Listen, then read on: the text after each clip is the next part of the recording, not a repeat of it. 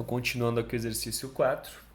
Uma vez que a gente sabe o quanto a gente precisa de vazão de projeto, agora a gente sim vai calcular o quanto de calha a gente vai precisar, qual a dimensão dessa calha para aquela nossa vazão de projeto. Tá? Então essa parte a gente já teve um exercício que a gente realizou, né? Então essa formulazinha que eu trago aqui para vocês. A calha que o exercício pede é de concreto alisado.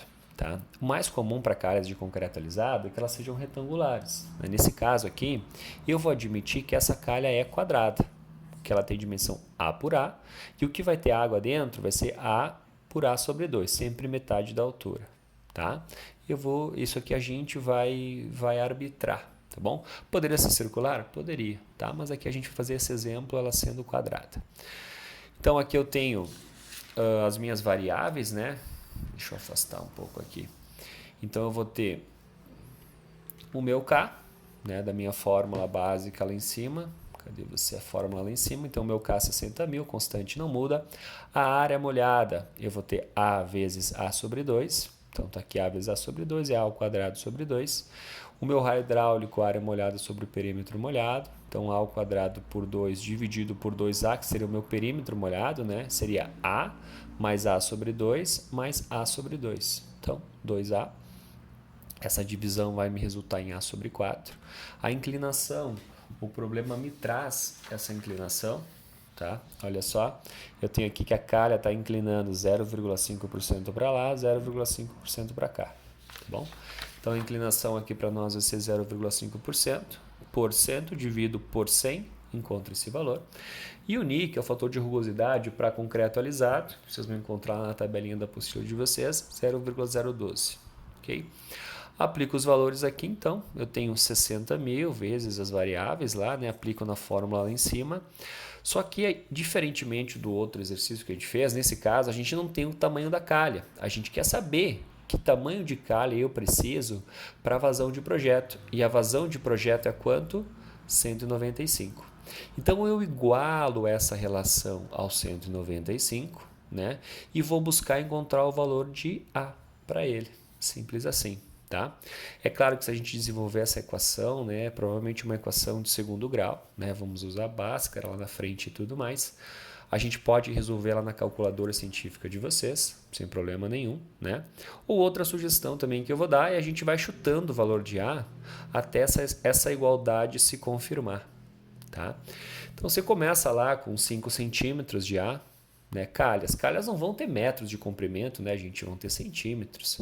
Então a gente começa com 5, 6, 7, 8, 9, 10, 11, 12 e assim vai subindo até encontrar um valor que dê a compatibilidade da igualdade aqui. Tá bom? Nesse caso dá para a gente começar ali por 5 centímetros, né? Só lembra que na fórmula aqui essa dimensão é em metros.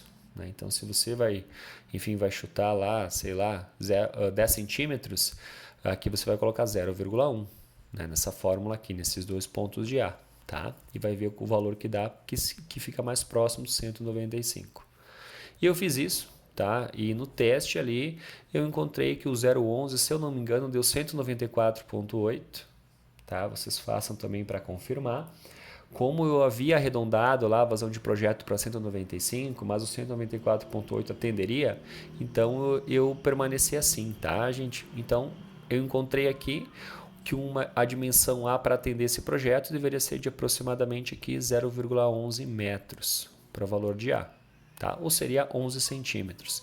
Se eu tivesse uma calha de 11 centímetros por 11 centímetros, né, sabendo que só 5 centímetros e meio aqui ficariam com água, e eu atenderia a essa vazão de projeto de 195. Beleza? Então, dimensionamos a nossa calha. Nossa calha vai ter, essencialmente, 11 por 11 centímetros. Tá? Já seria suficiente para aquela edificação.